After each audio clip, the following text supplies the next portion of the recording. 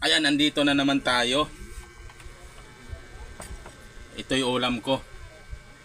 Sinigang na baboy. Tapos, ayan pa yung sabaw oh. Oh, sabaw. Yung kanin, yung bunog na paksiw. Tara, kumain na tayo. Mag-pray muna.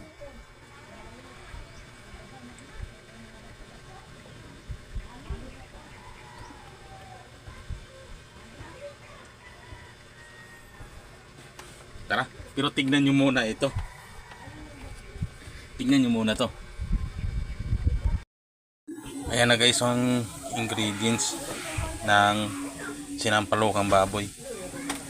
Ayun, sampalok doon. Ayan guys, lagay na natin yung sampalok. Ayun o, sampalok. Lalagay na natin.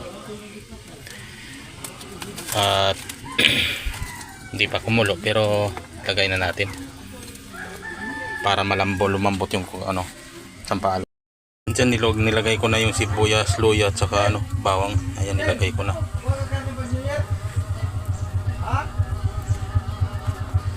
Ayan o, nilagay ko na. Tara. Ayan o, kumulo na. Lalagay na natin itong gabi.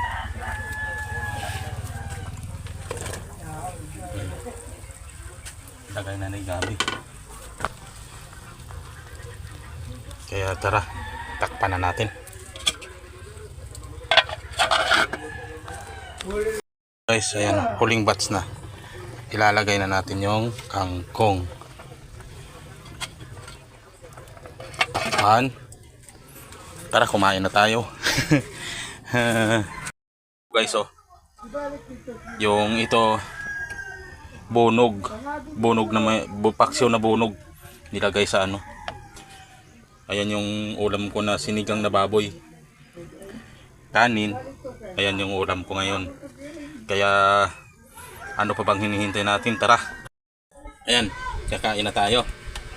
Tara, kumain na. Higop sabaw.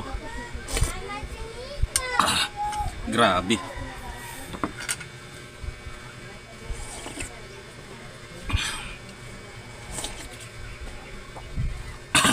Naninipa yung sabaw. Ha? Wala.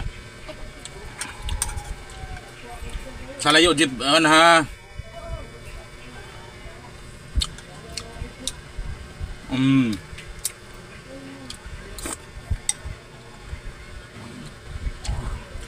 Sarap.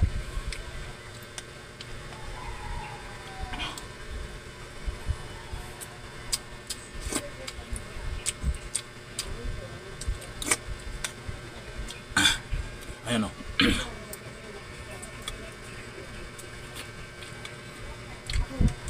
Tindin, sarap.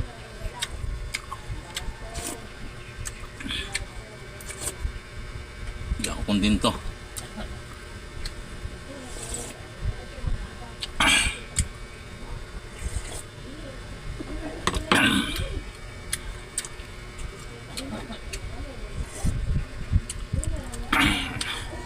Wala na.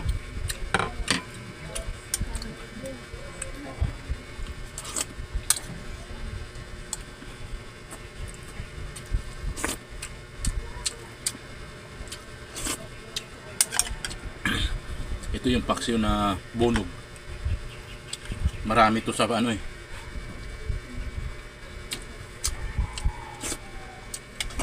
Kaya inano to, nilagyan ng dahon.